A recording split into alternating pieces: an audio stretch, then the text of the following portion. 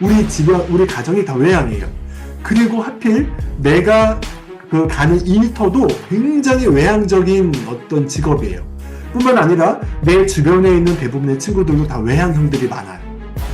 이렇게 내 주변에 나한테 외향적인 요구를 많이 하는 환경에 내가 노출되어 있다고 하면 과연 이분이 ISTJ를 선호하고 편안하게 느낀다 할지라도 ISTJ처럼 삶을 원만하게 살아갈 수 있을까요?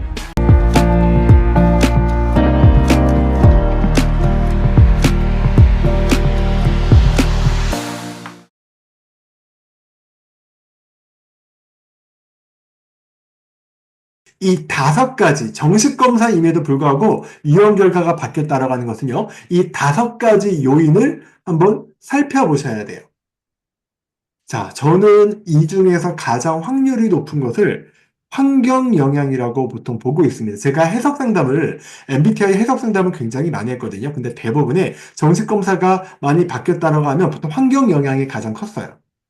그 이유는 무엇일까 보면, 어, 한번 우리 이렇게 생각해 볼게요. 우리 정말 상식적으로 난 내향입니다. 근데 내향인데 내가 취업을 했어요. 조건도 좋아요. 연봉도 많이 받아. 복지도 좋아. 근데 내가 하고 있는 일이 바깥에 나가서 사람들을 많이 만나는 출장이 많은 그런 어떤 업무예요. 뭐 그런 어떤 영업직이에요. 그러면 내가 내향이면 그런 영업직 같은 것들을 많이 하다 보면 당연히 힘들겠죠. 근데 이제 힘든 과정에서 우리의 선택은 2가지예요. 이 일을 그만두거나 아니면 그래도 어렵게 취업하고 있는데 그만둘 수 없어. 이 일에 내가 적응해야지. 이런 어떤 2번째 의사결정. 그만두거나 계속하거나 둘 중에 하나예요. 그만두는 경우는 성격의 변형이 없겠지만 아니야. 어렵게 취업하고 있는데 나 여기서 버텨야 돼. 한번 해보자. 라고 결심한 경우에는요. 성격이 바뀔 수 있습니다. 자, 중요한 거는 이 성격이 바뀐다는 게 정말 선천적인 선호 경향이 바뀐다는 게 아니라요. 어떤 검사 결과가 바뀐다라는 의미예요. 네, 이게 어떤 말이냐면요. 기본적으로 MBTI는요, 선호 경향을 보는 검사입니다. 선호 경향. 자, 이게 어떤 말이냐면 내가 검사에서 ISTJ가 나왔다라고 하는 것은요, 내가 실제로 ISTJ처럼 삶을 살고 있다가 아닙니다. 물론 ISTJ 결과가 나온 사람이 ISTJ처럼 살고 있을 확률도 있죠. 근데 내 MBTI 결과는 그렇게 살고 있다가 아니라 그렇게 살고 있을 수도 있고 그렇게 살고 있지 않을 수도 있어요. 그렇다면 이 MBTI 검사에서 말하는 선호 경향이라 무엇인가? 내가 ISTJ가 나왔다는 것은 내가 ISTJ처럼 살고 있지 않든 그것과 무관하게 첫 번째로 ISTJ 같은 경향을 선호한다, 편안하게 느낀다예요. 내가 ISTJ가 나왔다는 것은 이 ISTJ처럼 삶을 사는 것을 선호하고 또 편안하게 느낀다. 이렇게 봐야 됩니다. 근데 내가 ISTJ처럼 사는 삶을 선호하고 편안하게 느껴도요, 그렇게 살고 있지 못할 수도 있어요. 이 이야기는 너무 간단한 이야기예요. 어, 만약에 내가 ISTJ지만 우리 가족이 다 외향이야. 나는 ISTJ인데 우리 어머니 ENFP, 아버지 ESTJ, 그리고 뭐 형이 뭐 ENFJ예요. 우리 가정이 다 외향이에요. 그리고 하필 내가 가는 일터도 굉장히 외향적인 어떤 직업이에요. 뿐만 아니라 내 주변에 있는 대부분의 친구들도 다 외향형들이 많아요. 이렇게 내 주변에 나한테 외향적인 요구를 많이 하는 환경에 내가 노출되어 있다고 하면 과연 이분이 ISTJ를 선호하고 편안하게 느낀다 할지라도 ISTJ처럼 삶을 원만하게 살아갈 수 있을까요?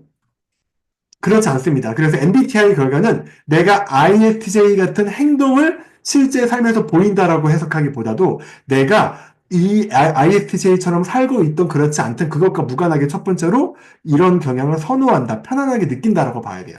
자, 이 관점에서 시작을 해보면 환경 영향을 아까 제가 말씀드렸잖아요. 이 친구가 ISTJ지만 영업직을 하다 보면 외향적인 어떤 행동을 요구를 받아요. 싫든 좋든 간에 취업을 하고 출근을 했어요. 그러면 내가 월급을 받기 위해서는요, 당연히 회사에서 시키는 대로 해야 돼요. 회사에서 나한테 시키는 게, 야, 너 바깥에 나가서 사람들 많이 만나고, 그리고 물건 많이 팔아와. 이런 어떤 요구를 받아요. 싫지만 해야 돼요. 이거를 열심히 6개월, 8개월, 10개월, 11개월 계속 하다 보면요. 적응이 돼버려요. 네. 적응이 돼버립니다. 그래서 이게 이 적응되었다는 거는 익숙해져요, 비교적. 네. 이게 익숙해지거나 아니면 효능감을 느낍니다. 바로 이거예요. 나 처음에 취업해서 한 2, 3개월은 내가 밖에 나가서 사람 만나고 막 물건 팔고 홍보하고 이게 되게 어색하고 힘들었는데, 6개월쯤 해보다 보니까 할 수 있겠네? 이게 좀 되네? 이거 좀 가능하네? 그리고 내가 이런 어떤 제안을 해봤더니, 저 사람이 되게 기쁘게 내 제안을 받네? 나 이거 내가 안 되는 줄 알았는데 내가 할 수 있구나. 나 꽤 잘하네.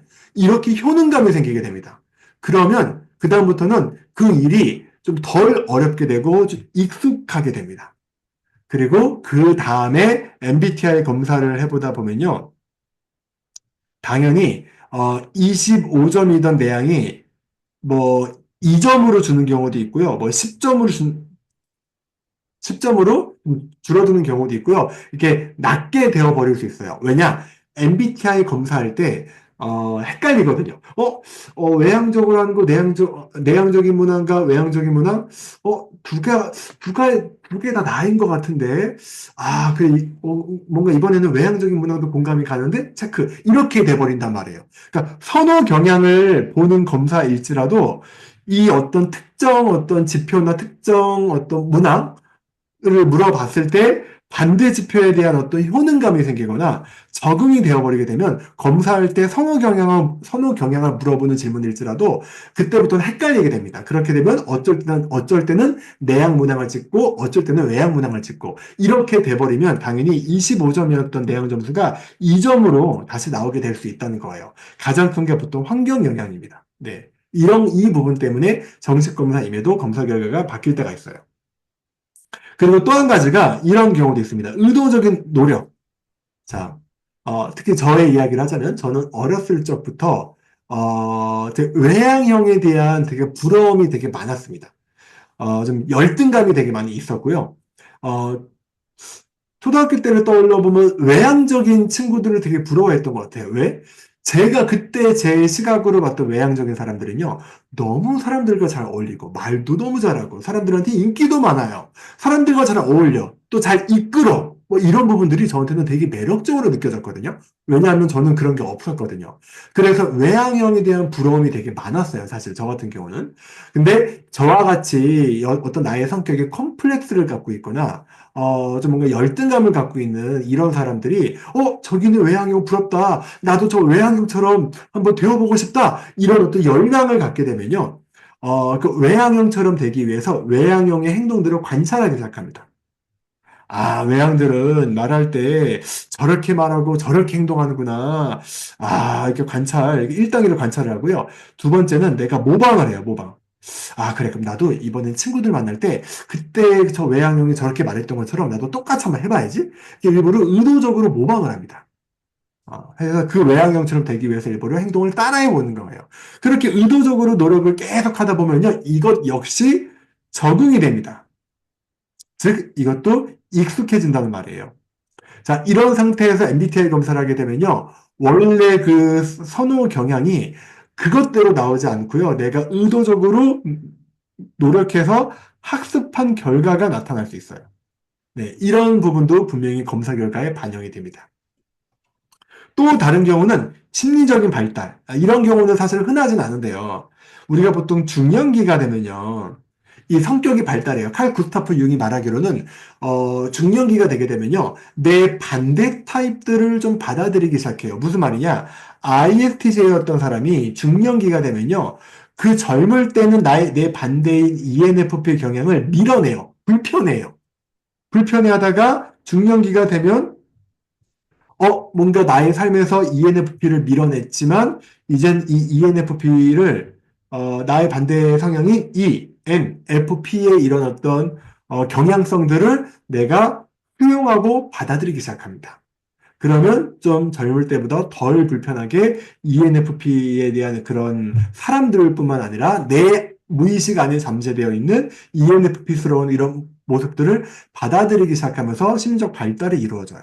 그래서 이렇게 중년기나 노년기 때, 물론 여기 전제는 있습니다. 성숙한 중년, 성숙한 노년, 이 케이스의 MBTI 검사를 다시 하면 젊을 때와 다르게 유형이 바뀌어서 나올 수 있습니다. 이런 케이스가 한 가지가 있고요. 또 한 가지가 스트레스 받을 때, 극도의 스트레스를 많이 받게 되면요. 성격이 좀 변형이 됩니다. 뭐 이런 거예요. 내가 만약에 외향형인데, 외향형대로 삶을 살고 있는데, 그것대로 제대로 피드백을 받지 못해. 내가 ENFP인데, ENFP대로 삶을 살고 있지만, 좋은 평가를 못 받아. 좋은 피드백을 받지 못해요. 매번 넌 왜 이렇게 꼼꼼하지 못하냐, 넌 왜 이렇게 덤벙대냐, 이런 피드백만 받아요. 그럼 당연히 이 ENFP는 자기 유형에, 자기 스타일에 대한 효능감을 갖지 못하고 불만을 갖게 되고 좀 자신감이 떨어지겠죠. 이렇게 스트레스 상황에 빠지게 되면요, 당연히 이 자기의 이 어떤 선호 경향이 ENFP로 제대로 나올 수가 없어요. 이런 경우에도 정식검사임에도 불구하고 유형이 변형돼서 나올 수가 있습니다. 제 MBTI는 INTJ입니다, 저는. 제 유형 설명을 안 드렸네요. 저는 INTJ입니다. 지금은 좀 덜하지만 어렸을 적에 외향을 무지무지 부러워했던 INTJ입니다. 마지막 이유 한 가지는요, 바로 통계적 오차예요. 네. 이거는 쉽게 이렇게 생각해 보시면 돼요. 우리 몸무게 생각해 볼게요, 몸무게. 그리고 키. 이걸 잘 생각해 보시면요. 이 몸무게를 아침에 잴 때랑 밤에 잴 때랑 그 몸무게가 똑같나요? 우리의 키를요, 아침에 잴 때랑 밤에 잴 때의 키가 똑같나요? 똑같으신 분들은 제가 보기에는 거의 없어요. 예를 들면 내가 오늘 아침에 몸무게를 쟀더니 69가 나왔어요. 근데 내가 밤에 또 몸무게를 쟀더니 70이 나왔어요. 이렇게 아침에 잴 때랑 밤에 잴 때 몸무게 키가 달라집니다. 근데 아침에 잴 때와 밤에 잴 때 이게 다르게 측정된다라고 해서 내 몸무게가 바뀌었네라고 우리가 말하나요? 그렇게 말하지 않죠. 우리는 이게 아침에 잘 때랑 밤에 잘 때 약간 차이가 있어. 근데 이게 바뀐 건 아니야. 우리가 보통 이렇게 말하잖아요. 그럼 왜 이렇게 다르게 결과가 나오냐면 바로 오차예요. 오차. 이 오차 때문에 나옵니다. 예를 들면 아침에는 공복 상태에서 몸무게를 잴 때는 69가 나오다가 아침, 점심, 저녁을 든든하게 먹은 다음에는 밤에 잘 때는 70이 나올 수 있어요. 키도 아침에 잘 때는 180이 나왔어요. 근데 밤에 자니까 178이 나와요. 이것도 그럴 수 있죠. 왜? 누워서 자고 일어날 때는 중력에 영향을 덜 받다 보니까 이 척추나 뼈가 쭉 펴진 상태에서 키가 재어지게 되는데 우리가 하루 동안에 열심히 생활하다 보면 중력을 받잖아요. 그렇게 되면 당연히 간격도 약간씩 눌리다 보니까 이런 178이 되겠죠. 하지만 다시 잠을 자고 일어나면 69와 180이 될 수 있어요. 이거는 이 키와 몸무게가 바뀌었다고 보는 게 아니라 어떤 오차로 봐야 됩니다. 마찬가지로 MBTI 검사도 통계적 오차가 있어요. 내가 오늘 MBTI를 했는데 INTJ가 나왔는데 오늘 했을 때 점수는 23점인데 내일 하니까 21점이 나온 거예요. 네. 내향 점수가요? 이런 경우에 우리는 뭔가 다 바뀌었다라고 말하지 않죠. 이런 경우에는 이게 우리가 환경에 따른 여러 오차가 있기 때문에 MBTI도 결국 검사 도구이고 100% 어떤 완벽한 또 검사는 아니기 때문에 검사지 안에서 있는 어떤 측정적 오차, 통계적 오차 때문에 점수가 약간 바뀔 수 있어. 이렇게 이해하는 게 사실 맞는 겁니다. 그래서 이런 어떤 원인들 때문에 보통 MBTI 정식 검사임에도 불구하고 달라질 수 있다는 거죠. 그래서 이 검사 점수가 또는 검사 결과가 너무나 많이 달라진 경우에는요, 전문가의 해석을 받는 게 굉장히 중요합니다.